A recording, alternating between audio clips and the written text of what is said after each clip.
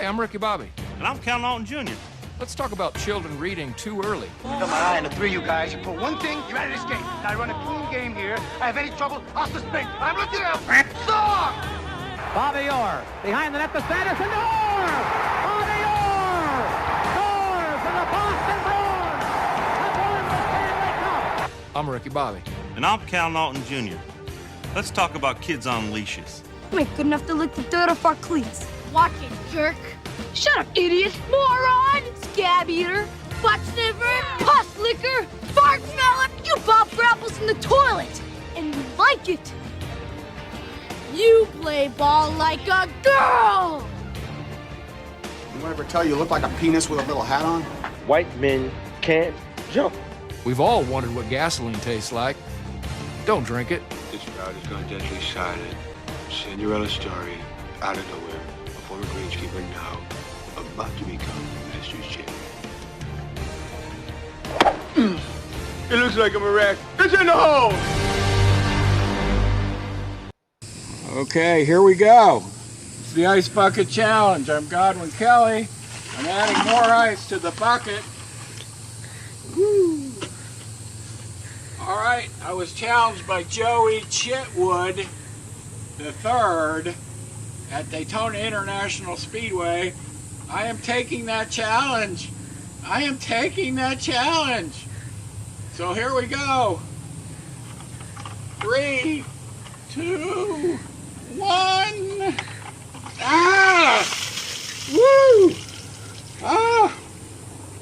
All right.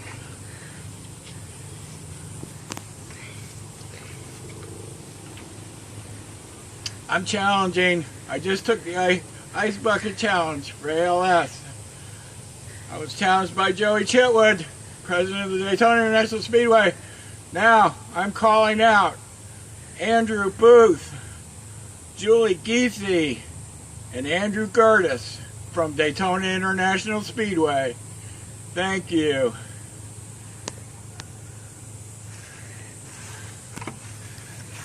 It's cold.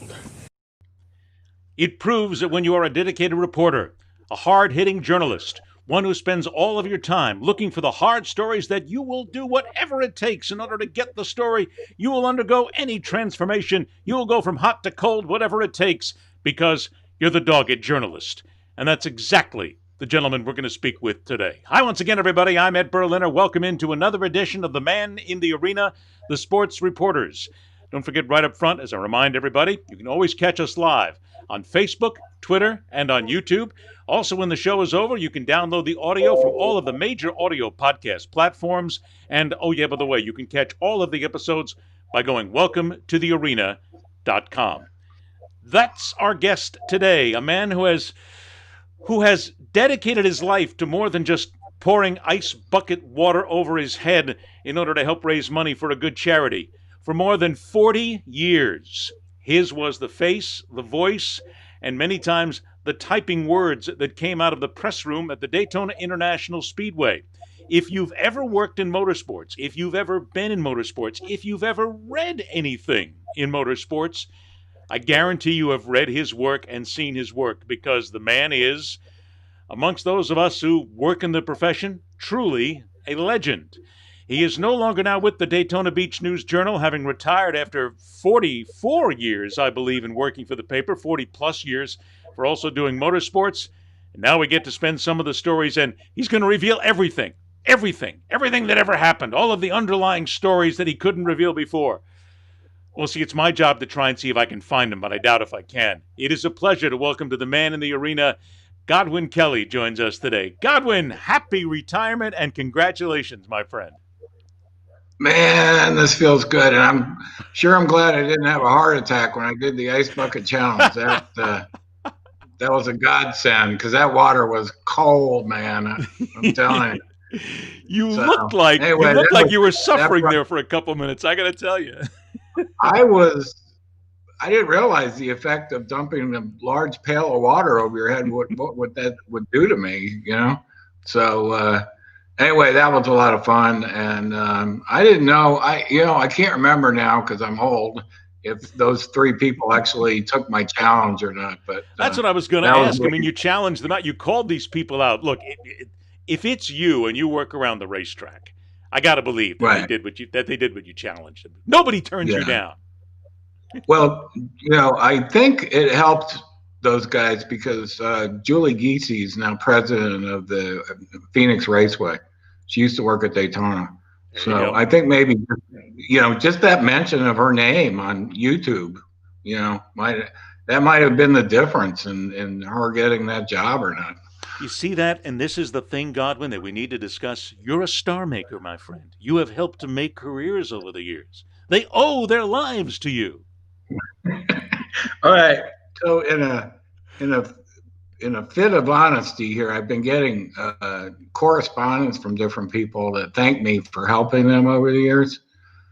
And I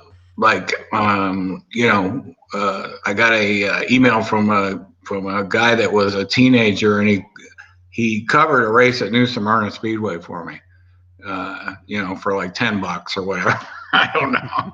Anyway, he went on and got a job in racing, and he said that just that one experience, and just having that one clip in his file really helped him. So I can't tell you how many people over the years, and for me, sometimes it was just because I couldn't be there because I had a conflict in my schedule, but I didn't realize, how many people I affected over. I feel like the guy on that old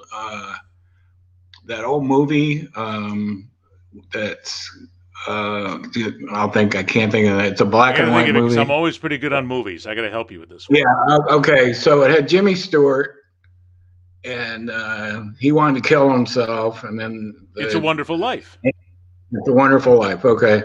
So I've had sort of that kind of effect here this last week, hearing from people that said, you're the first journalist that ever talked to me. You're the first guy that ever did this. And so that's very gratifying when you get, a collection of those kind of comments from people. And some people, again, I haven't heard from in years. And they saw that I was retiring, and they wanted to reach out, which I thought was really, lovely. And I'm not trying to toot my own horn. No, go toot away, my friend. All I'm saying is that it felt good that I was able to help people in the sport, bring people into the sport. Again, I feel like I'm patting myself on the back. I'm not trying to do that. Go ahead. But it was very gratifying to get these messages from different people out there that said that in some small measure I helped them in their careers. You and I both come from close to the same eras when it comes to journalism and covering sports. And I remember when I was a kid, there were always people there who helped me come up the ladder and gave me a break. Rick Weaver, the play-by-play voice of the Miami Dolphins, who gave me my first break to work on an NFL broadcast team and to host a nightly sports show. I remember that, and so many others. Things have changed, though, here in the 20s of the 21st century. Do you get the sense that a lot of that helping factor just doesn't exist anymore because the outlets themselves, the newspapers, the TV stations, the radio stations, are not the same? They're not what they were, and there's not the kind of camaraderie that you and I and others of our era enjoyed. Yeah, that's definitely changed. And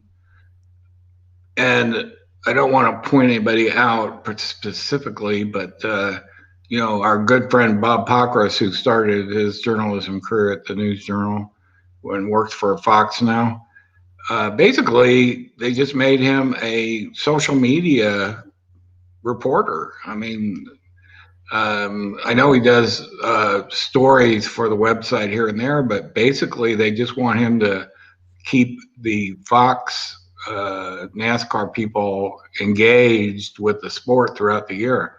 So that's how you take a traditional journalist, and because of what's happening in these times with social media and the ever-changing, pace of news, which is ridiculous. So they're taking these traditional journalists and turning them into social media gurus, basically. And somebody like Bob, who has a really established name in the sport now, if he writes something, you can kind of take it as gospel because he is a stickler for the facts. So yeah, it's changing. It's fun to look back, and I've got a lot of memories in the sport. We had a lot of good times. It was like a little traveling community when we go to various races. But that's changed dramatically in the last 5 or 6 years. What you alluded to there, I think, is important because, and I know Bob as well, and you are spot on about Bob. He is absolutely one of the best there is at what he does, and the man would never let anything pass by. He is that stickler for accuracy. As we change and as these industries change that we've been involved in, is it also not fair to say that there is a real lack of factual checking here and digging into the nuance and trying to find more than just the surface story, because all it's about now is not sitting back and enjoying a good read or watching a great show like this, but just getting as many clicks as you possibly can. Yeah, that's it. That's what it's all about. So I'm just hoping that I did a lot of in-depth kind of stories during my career where you keep digging and you fact check and you're talking and I'm just hoping those kind of stories don't go away, because in today's gotta have it now world, I don't know if people have the luxury in the media, on the media side, to do things like that anymore. And so I'm hoping that somebody out there, and I know there's some somebodies out there, they'll keep that going, because I think that's needed. You got to, take a hard look at in any facet, government, showbiz, sports, whatever. You got to have that give perspective on what's happening. And the only way to do that is to dig around, get facts, talk to people, and you can't do that in 247 characters for Even Twitter. less than that sometimes, sure, and only 2 minutes and 20 seconds of video. Yeah. So anyway, I hope the what we call long form journalism, I hope that doesn't die. I hope I'm pray to God I don't see that tombstone, because look, I know that you've been doing this for a long time and everybody wants to kick back and retire, but in all honesty, is what you saw happening in the industry, and not necessarily at the Daytona Beach News-Journal, because they were dedicated, and still to this day are dedicated, to what goes on at the Speedway. It's an excellent newspaper. But did you find yourself getting a little, I don't know, frustrated, maybe tired of seeing the industry crumble a little bit around you, and just realize that there's not much room left for the really good journalists anymore? Was that part of it? Yeah, that's kind of it. I mean, in NASCAR's case, they're going through transition. When I first started covering racing, you knew who a race fan was. It's pretty easy. I remember I was going to a Firecracker 400, and it was like 8 in the morning, 7 in the morning. This is back when they ran it on the 4th of July in the morning. And here's a guy with no shirt or shoes, and he's got a 32-ounce can of Busch beer. And I'm like, that there's a NASCAR fan. So no, you're right. I mean, if you go out into the infield sometime and you look, it's long been a joke, but beer and cornflakes. I've seen that in the infield at NASCAR races before, and it is the breakfast of champions. Yes, exactly. So NASCAR's fans had their own identity, I guess. When you look at different league, I'm going to call NASCAR a league, basically. So they had their own identity.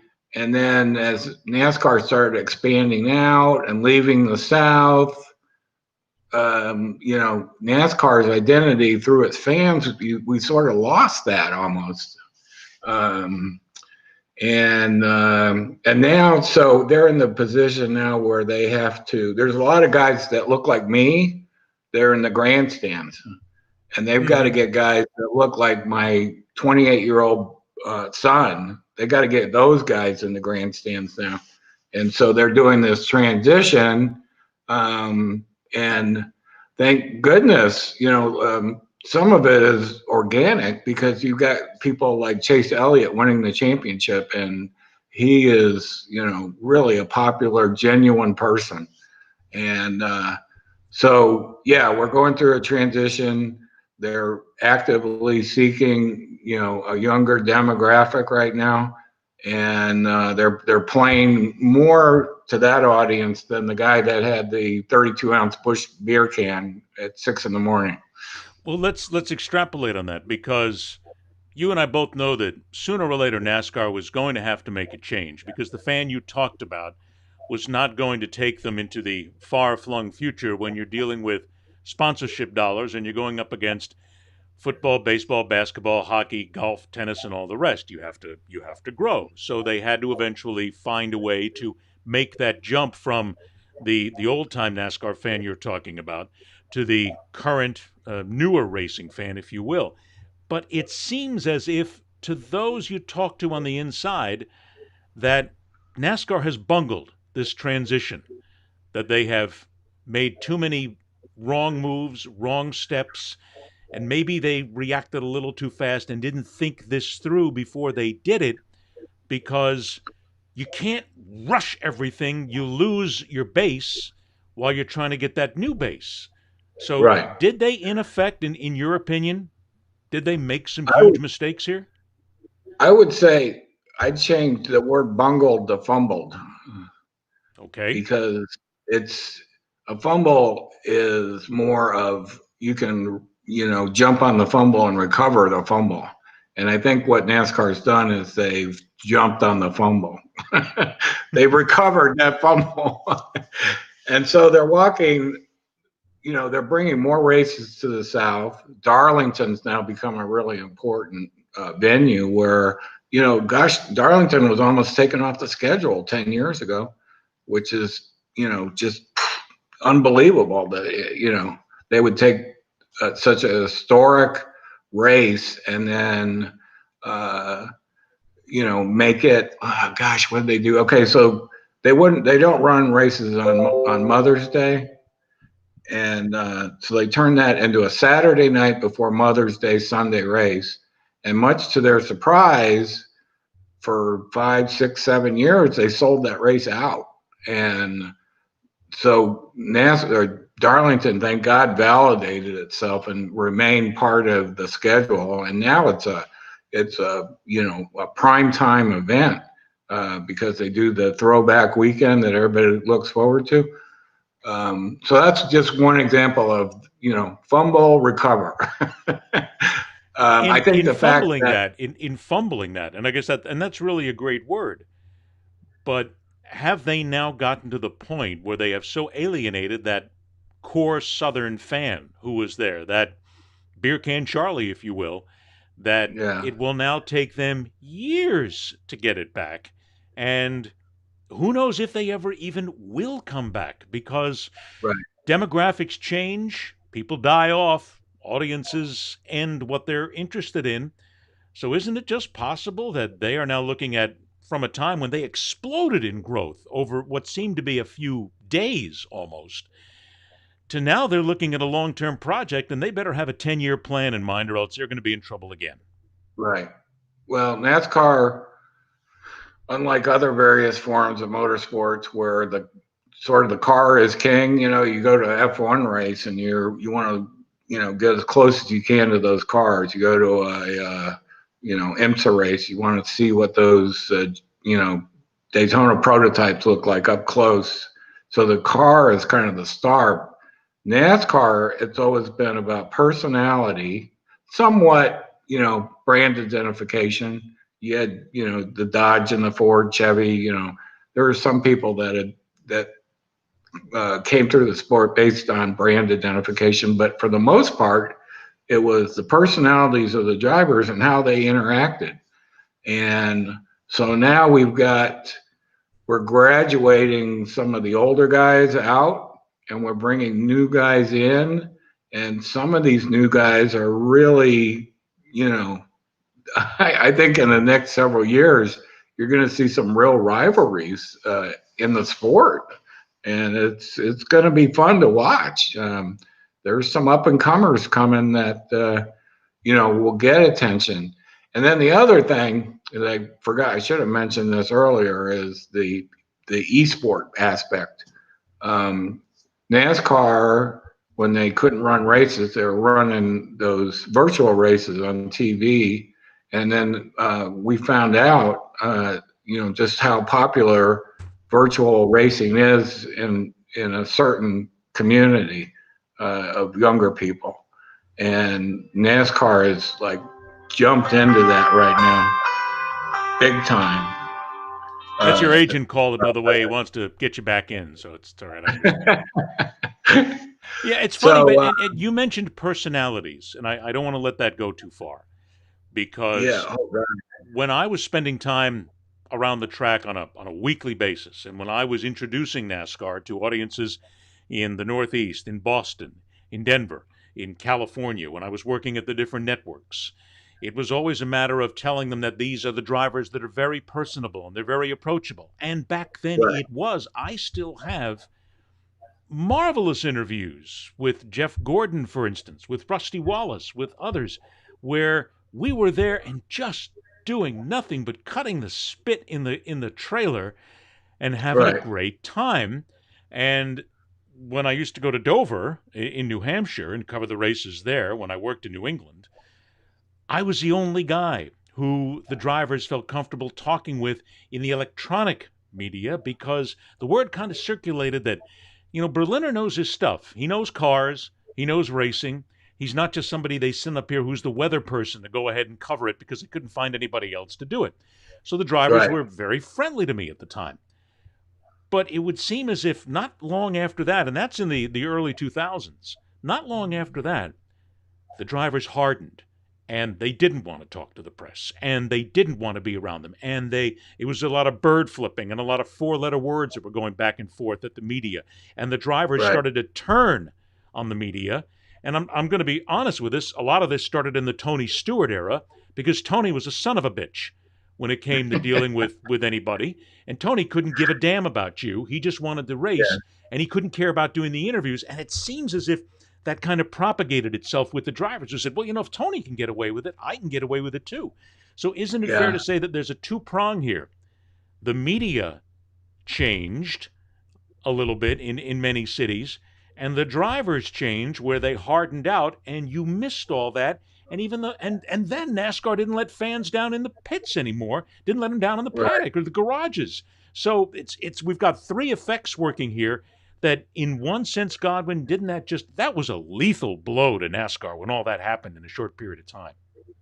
Well, and don't forget the Great Recession too. That hurt the sport so bad. People don't realize it because it directly affected their base, which is, just to make it stereotypical, is, a blue collar worker. Mom and pop and the kids. But more like blue collar, like super middle income, and from the South, or the southern states. And if you go back to let's be honest, what you're saying here, it's not a rich man's sport. Right. From the fan perspective, right. Exactly. And so when 2008 hit, it's like that wiped out half their fan base. I mean, that's when we started to see grandstand seats coming down, because it's like they just didn't have the money for that. They were barely getting by through that period because it was just so horrific financially for those people in that income bracket. So yeah, that was very significant, super significant. And I don't think NASCAR has recovered from that even. But I think, and I don't know if you had this in mind for a question, but when International Speedway Corporation was purchased by NASCAR, I think that was a stroke of genius by the France family. Yes. Because instead of having these two entities, you know, trying to work together, now there's one entity and everything is in-house, you know, other than Speedway Motorsports, and they seem to be willing to do about anything. So it's all about the greenbacks, kid. Yeah. So there's a lot of cooperation in the sport as far as you know, the tracks following NASCAR's lead, because NASCAR owns, you know, the majority of those cup dates, and you know, they want to shake things up. And gosh almighty, Charlotte Motor Speedway, Marcus Smith, he's been like leading the charge when he came up with this Roval idea. You know, what the heck, Roval? You know, and then it was fantastic. Well, they're all trying to find something. Let's be honest here. They're all trying to find whatever it takes at this point, whether it's the inclusion of esports, whether it's a Roval, whether it's any other sort of marketing that you want to put in there. Everybody's looking for they're looking for the Pandora's box to open up right now and find something magical inside of it, because they all, and my opinion, they all got greedy. They all lost track of vision. There was no imagination anymore. And that's part of what made NASCAR, quite frankly, boring for a time, Godwin. Right. Yeah. I'm not going to argue the point. I think they sat on their laurels a little too long, and now their laurels are, you know, they're trying to use their laurels are a little fat right now, and they can't get off them, and they got to get off those laurels real fast. Yeah. I think they're on the right path, though, to be honest with you, because you've got 3 generations of France family now guiding the ship. You got Jim, who's in his 70s, who was the son of the founder. You've got Lisa Kennedy, who is the granddaughter of the founder, and you got Ben Kennedy, who is one of the great grandsons of the founder, and they're working together, and they are actively have Ben, I think, is 28. They're actively like looking through his eyes, because he represents this generation of fan that NASCAR needs right now. And so some of these crazy ideas are being generated by Ben and company. Isn't it fair to say, though, that all of these ideas, and they're all sounding real good, but they're all going to fall flat on their face unless, whether it's NASCAR allowing it or the drivers understanding it, that they have got to be less cardboard figures, and they've got to be more of the, I don't know, the warm and fuzzy, if you will, that happened years ago, where they seemed to have an outreach to the fans. I don't feel that anymore. There seems to be a huge concrete wall between the drivers and the fans right now that has made them like, and I've had fans say this to me, hey, it feels like I'm going to a football game. I can't even touch the players. I can't talk to them. I can't get close to them like I used to. What am I coming to? So isn't it fair to say that if NASCAR is going to make all these changes, they've got to get to the driver level and the level of those who run the drivers and say, come on, guys, come on, gals, we need to get back to the way it was, and you need to create that warmth with the fan again, or we're just going to go back to where we were 20 years ago. Right. I think you're exactly right. It's, again, it goes back to driver personalities and the relationships they have, and then allowing the fan, you know, more access to those drivers that they gravitate to. And that's how they did. That's how NASCAR did it in the 80s and 90s. You know, gosh, Dad, I can remember in the 90s, we had so many driver appearances that weren't in the track. They'd be like Tony Stewart going to a Home Depot, and doing 500 signatures. And so the last few years, that's been almost non-existent. I mean, the drivers are, and this is pre-COVID. Let me make that.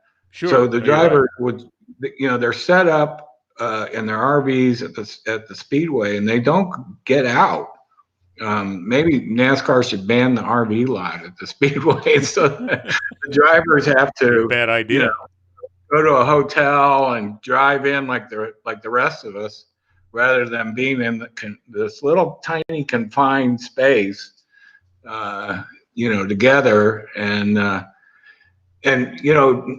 I mean, there's some drivers that outwardly don't like each other, and we know it. Logano and Brad Keselowski. I mean, they not Logano.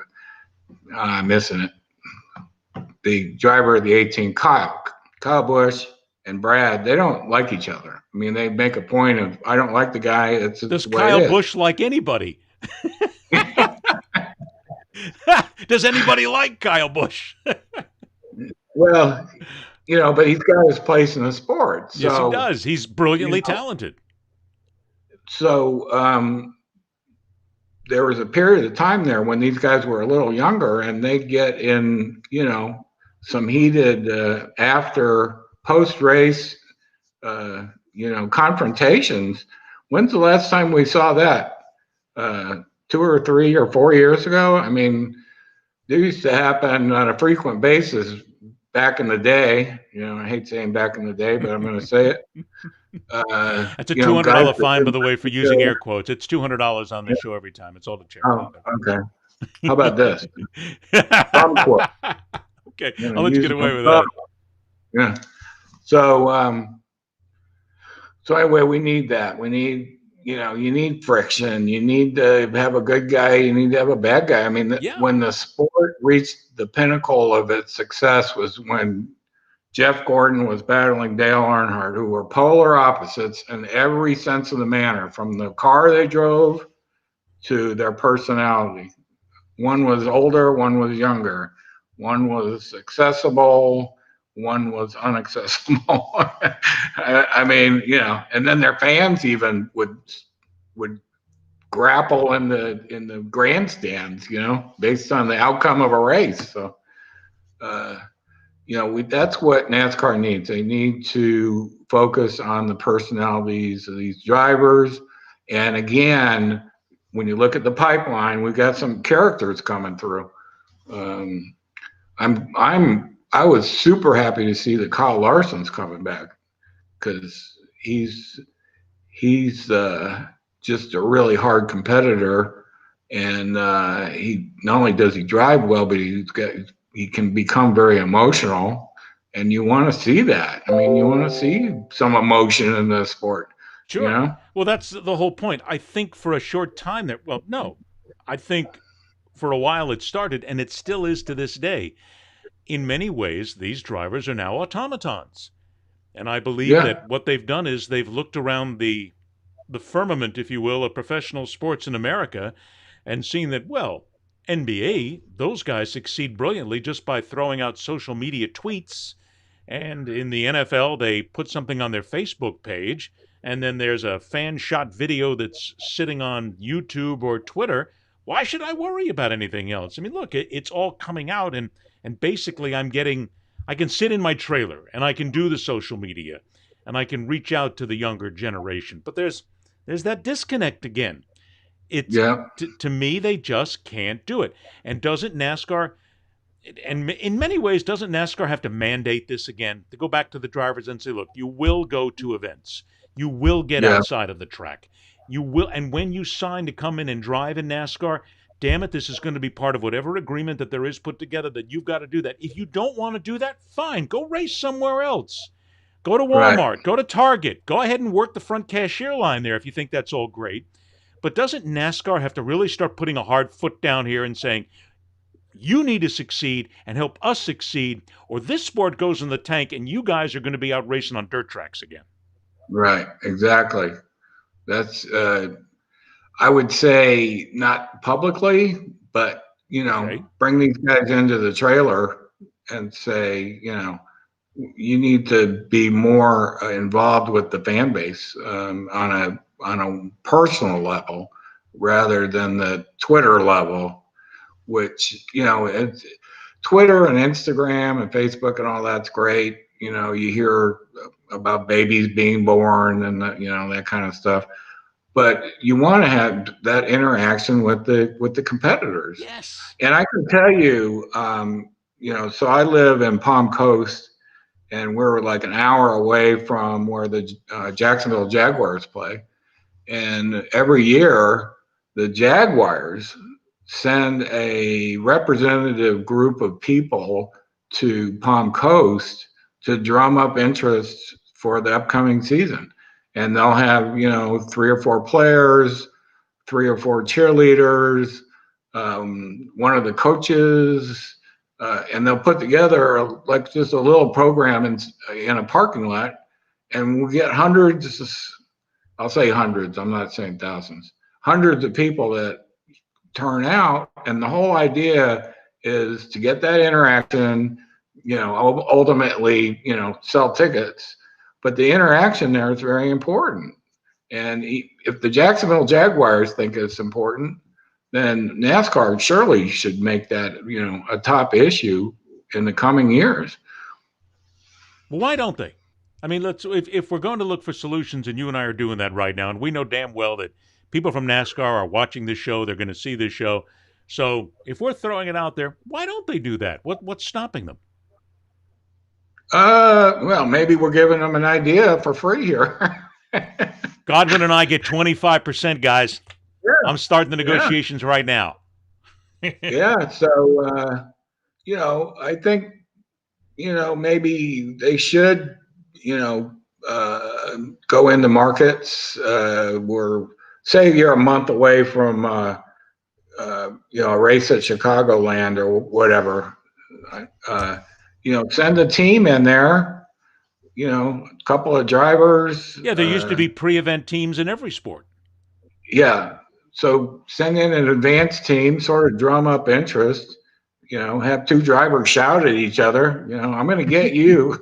I owe you one, I don't know, Well, here's what's going to happen, Godwin. It's a good idea.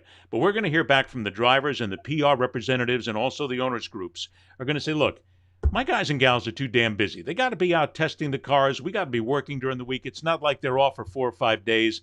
They've got to be on the track. We've got things to shake out. I can't be bothered with my guy. Matter of fact, if my guy goes to your event, NASCAR, and sits there and plays nicely with a couple of rolls of toilet paper at the Walmart, I'm losing track time, and that's going to affect us, and that's going to make us less of a team, less competitive. We make less money. You make less money, and everybody hurts along the side here. So isn't it that's going to be their argument? I think that's a specious argument.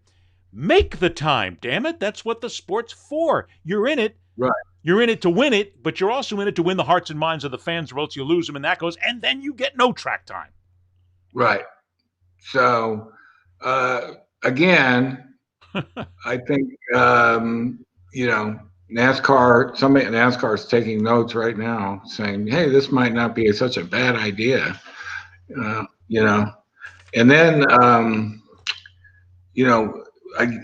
but you also have to think we have to get rid of this COVID-19 thing. I mean, this thing actually for NASCAR, it was the silver lining in this horrific pandemic was the fact that they were the first major league sport to come back.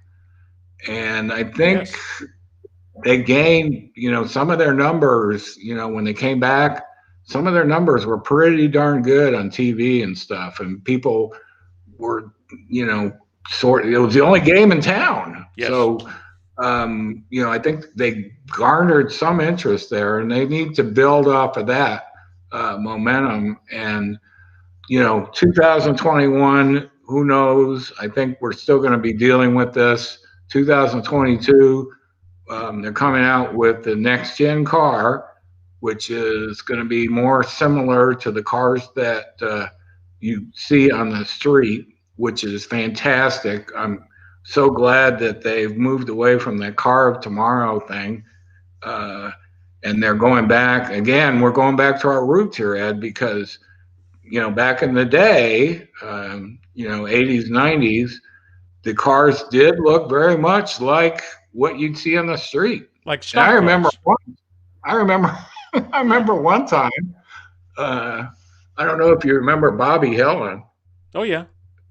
Okay, so they needed somehow or another. They messed up their spoiler on Bobby Hillen's car. I'm not sure of the circumstance, but they had a show car across the street, and the guys ran over there and grabbed the rear spoiler off the show car, brought it over, and put it on the race car.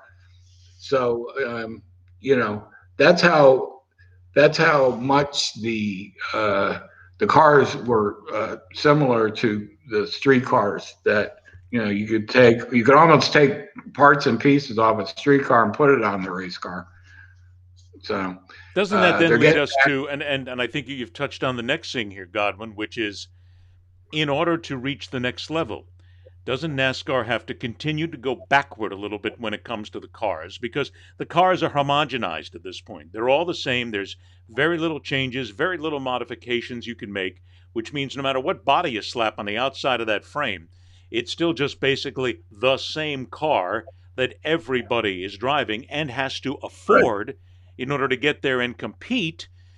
And then NASCAR's got to say, okay, well, let's make it a little bit more of a fun car to look at and drive, and let's make it less expensive in many ways, because, look, we're reaching a point right now where there really are the haves and have-nots in NASCAR right now, where if you can't afford the top equipment, you're not going to be racing anymore. So they've got to sort of change that dynamic a little bit and bring everybody a little bit together so that you do see some real competition in the track on short track races and races like Daytona. Right. I think that's what they're hoping too. They want the top 30 guys to be running for, the championship. They'd love that. Wouldn't it be great to see somebody like a Corey LaJoie, make the playoffs? It'd be awesome.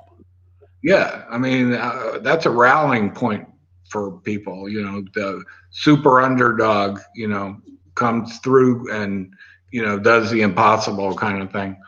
But I think the new cars and the way that they're put together, and you also have to remember the new cars are going to be even safer than the cars that they're driving now, which is important to me, especially after seeing what happened to Ryan Newman in the Daytona 500. Sure. So they're going to be better. They're going to look more like a street car. And again, those people that have a brand loyalty will gravitate, to NASCAR. And again, that's not the majority of NASCAR fans who are more, it's more driver driven.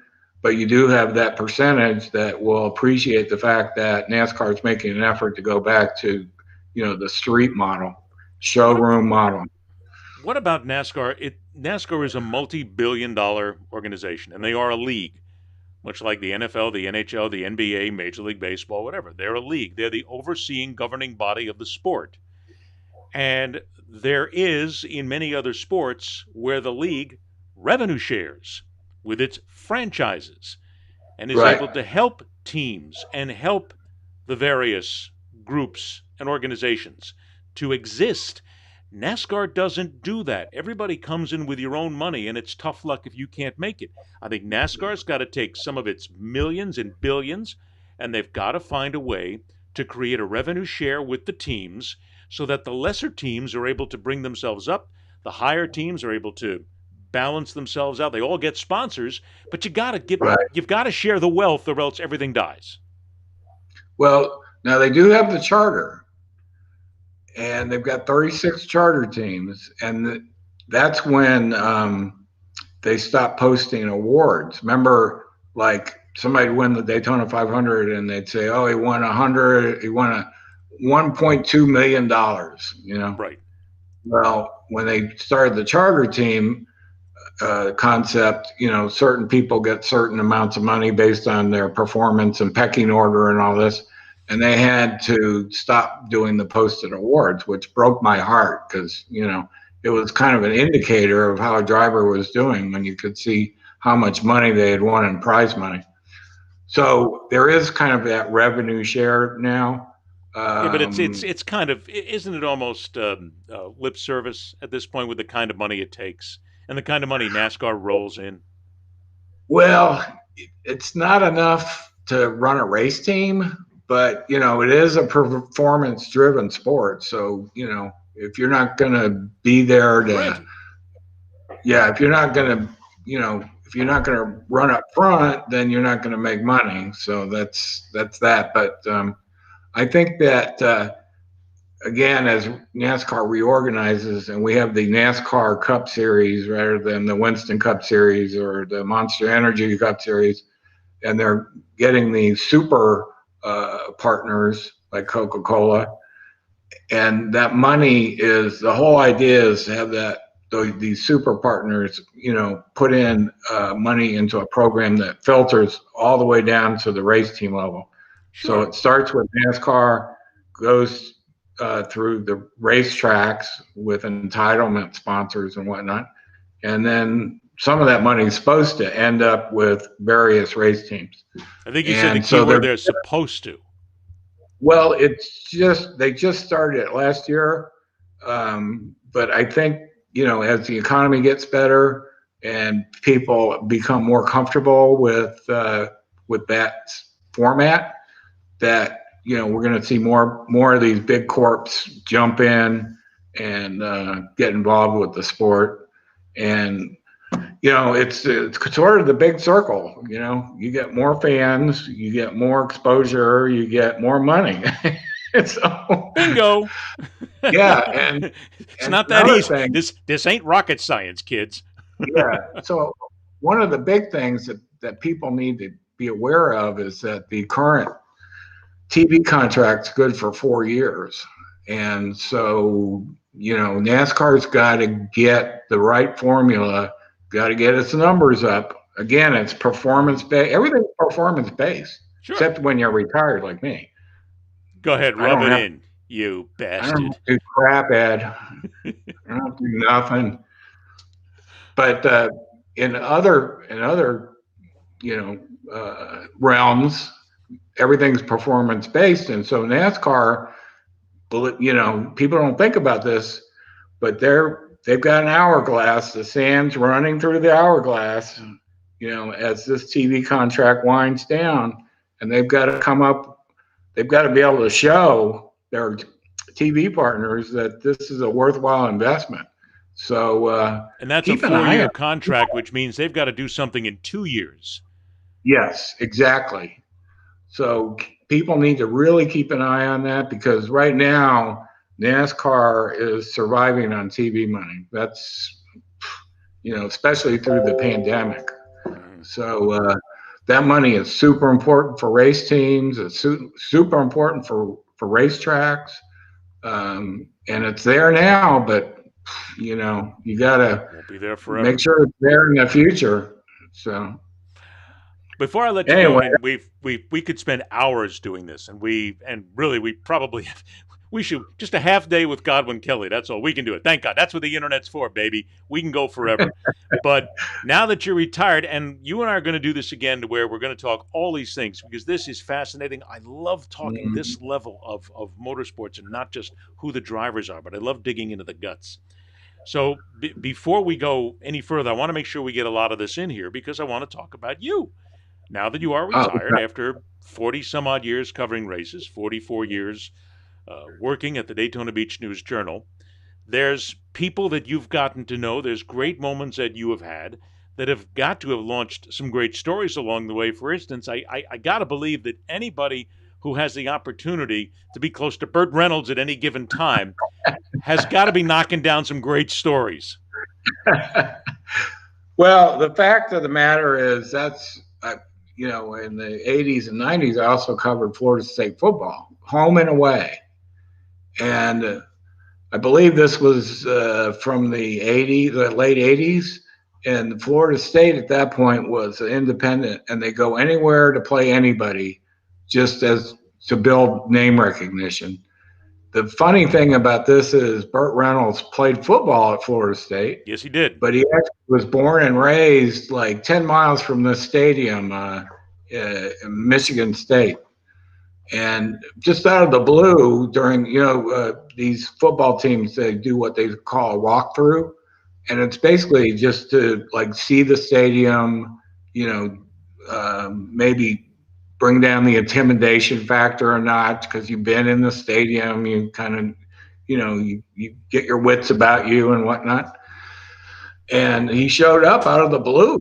And so I got to meet the great Burt Reynolds, and we had a mustache war there, it looks like. Well, I mean, you are. I mean, face it. Let's get right to it, Godwin. You are just shy of a matinee idol, and I can't quite understand why Burt didn't immediately snap you up for one of his roles. There's also a picture that you've got, and this is one of the great characters, Awesome Bill from Dawsonville. I mean, Bill Elliott. That picture there looks like he might be about 12. Yeah. Well, that was. I don't know if that was 85 or 86. I think it was 86 after he had this 85 season, and that was during testing. And so I went, I heard they were testing, and I went down there to talk to Bill and, his brothers. And Bill was under the car when I got there on a dolly. And so when he comes out and he sees me, we have a gingerly discussion about how I'm invading his office space. Because he said, "No, I don't come to your office and look over your shoulder," And I said, "Well, you're in a little different situation because you're a competitor and you're in, at the track, and people, want to know what you're doing, what's going on and stuff." Right. And so we had this discussion about, my rights, his rights, should I be there or shouldn't I be there? And we came up with after actually in the middle of this discussion, the track photographer took that picture. And then afterward, we came to an agreement of sorts that I'd wait till like after the day was over, to show up and bother him, let us get his work done, and then show up. And he said, I've never had a problem with Bill since. I mean, he's a good guy, and he was great for the sport. Speaking of great for the sport. That's what we're missing here is these Bill Elliott stories. All right. So we need a Bill. Now there's Chase Elliott. I'm just using Bill Elliott example because this guy, his family owned a team in the Georgia mountains north of Atlanta. I mean, they're way out there, in a little town, Dawsonville. At that point, when that season started, he was living in his grandmother's basement with his wife and daughter. All right. All of a sudden, he wins the Daytona 500, has this season that's incredible. 11 super speedway wins, 11 poles, all that kind of thing. And he becomes a media darling, and he transcends the sport because of his accomplishments and because of where he came from. And, so from that point on, he was a star. He was one of the sports stars based on, that first year where he broke out. And so we need that. I mean, we need a guy like that to just come out of left field. Where the heck did this guy come from? And, take us all by surprise. And those are the kind of stories and storylines that draw people in. I'll give you something else along those lines. What the sport also needs are the legends and the names from the past. In every other major American sport, even college football, which is a major American sport. You have blasts from the past. You have the legends in football, baseball, basketball, hockey that show up at events, that help to press the flesh, that are there as part of the support system for the drivers and the athletes that there are today. NASCAR doesn't have that. The only guy that's really like that is, of course, you'd have to go back and you'd have to think of Richard Petty, because when Petty shows up, it's like God is visiting the track. But we don't see, and correct me if I'm wrong, please, Godwin, we don't see a lot of those other great legends that need to come there and be part of it today. Yeah. Well, he's a team owner, so he's around a little bit more than the other guys, but the other guys show up here and there, One of my greatest experiences was the 50th running of the Daytona 500, and they brought back every living winner. That's huge. To participate in various activities, and at one point they were all in for the media's sake. They were all put in the same room. And I mean, I went from Buddy Baker to Cale Yarborough to, it was like that's legendary. Crazy. Yeah, it was like a buffet. It's like, and I knew there was a time limit to the event, and I'm like, okay, who do I really want to talk to here? Because some of these guys we hadn't seen in a long time. Like Cale is a bit of a recluse, you know. So I wanted to make sure I talked to him. There was the guy that won in a Petty car. I've always had problems with this remembering name. Pete. Don't look at me, man. You're the you're the guru here, brother. Yeah. So Pete Hamilton won the Daytona 500 in a Petty car. And I always liked Pete because he looked like a surfer. He had the blonde hair and stuff, and it was kind of long. And I'm like, that's a cool guy. And that was during my formative years. I was like 14 back then. And to have Pete Hamilton win the race really, got me excited in the Superbird. Remember those things with the big? Hell yeah! A friend of mine owned one of those on the street. Yeah, that was 69 or 70. Yeah, 70, 71, yeah. So, I mean, again, we need to have people like that just sort of spring up, do something that's outrageous. And sure. Well, it's great if you get a chance to interview them and we in the media get a chance to talk to them. But imagine if a couple of times a year, hey, NASCAR, write this one down too, because here's another one from Godwin Kelly and Ed Berliner, okay? Every single track for a year that you go to, find the legends of every single track that have been there, winners, people who've been there, hard competitors, whatever, and have them at the track for a day and have people out there, the fans able to come out there, get autographs with them, get pictures, but have a Legends Day every single week at every single track. Again, Godwin and I will only take 25% of the take. And the thing is those guys would love it because they have the attention. Bring them back. Bring them into the fold. Bring them home. It really isn't that big of a, it isn't a logistical nightmare or anything.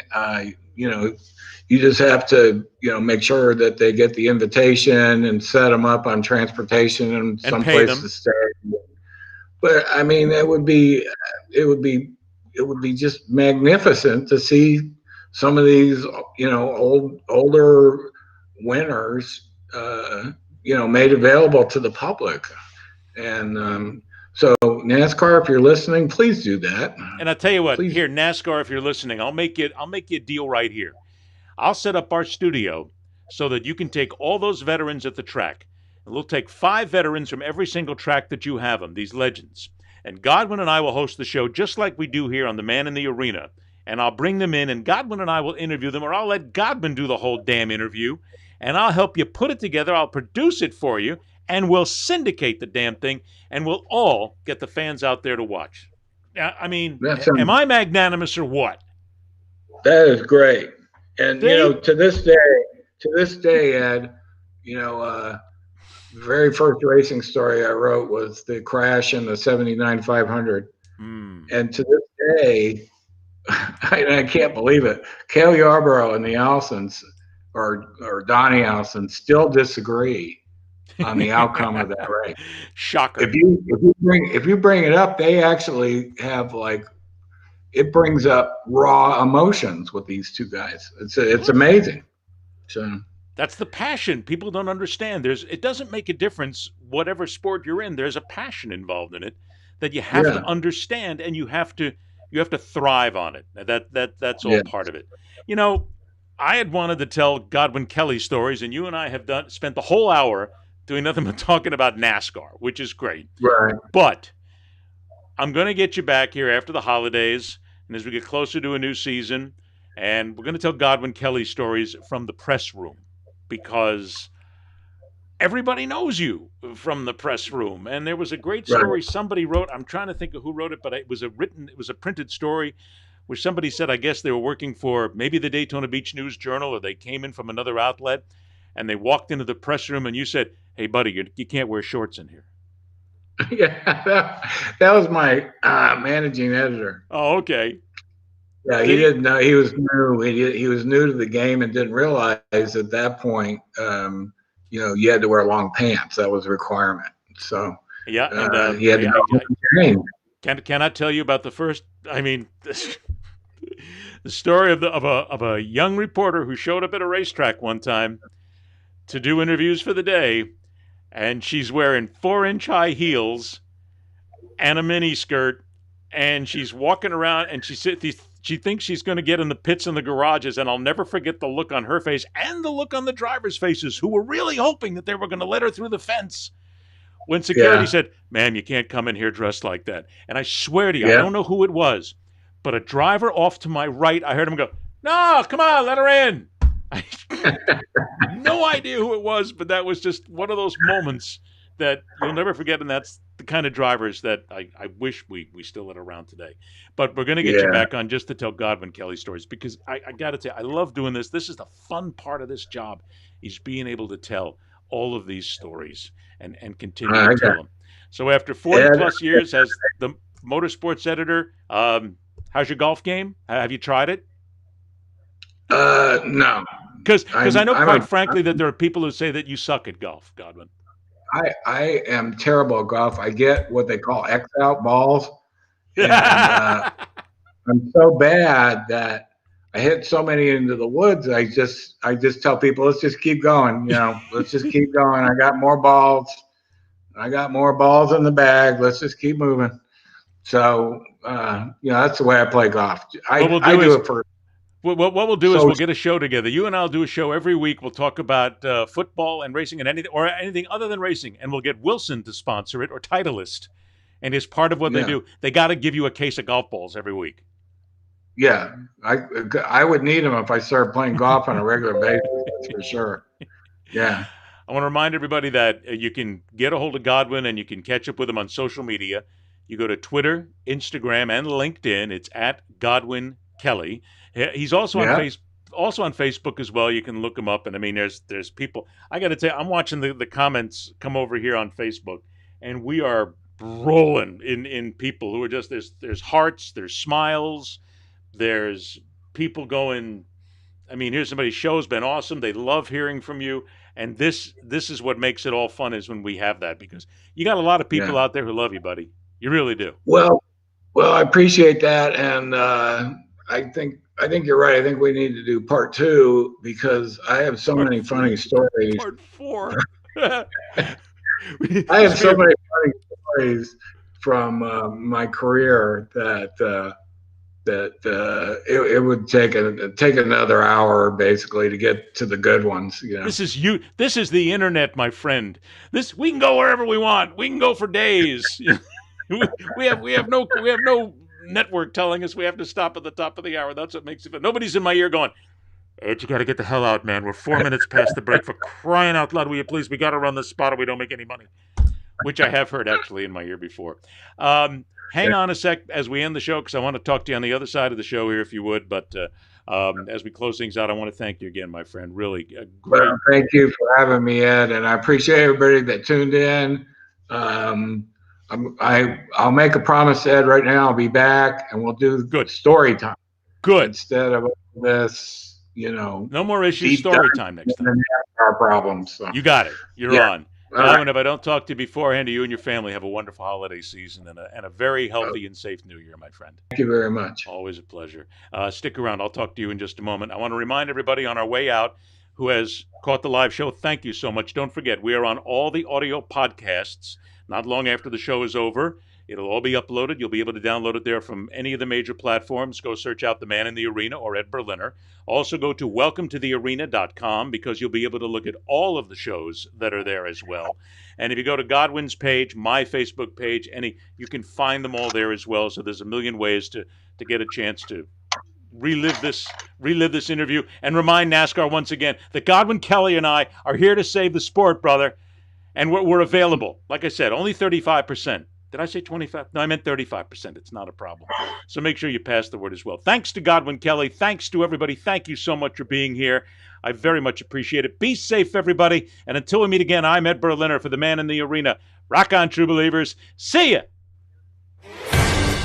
Be sure to stay connected on social media with questions, comments, conundrums, you name it. It's at Berliner Speaks on Twitter, Facebook, and on Instagram. A great place to talk business and learn a lot more about what we do is simply check us out on LinkedIn. Just go there and search out Ed Berliner. A reminder that every single episode of The Man in the Arena is uploaded to YouTube. Just go to welcometothearena.com, or if you're on YouTube, search out Ed Berliner Media. If you would prefer to listen to The Man in the Arena, every episode is available for download on all the major audio podcast platforms. The Man in the Arena is produced by Entourage Management, LLC and Entourage Media.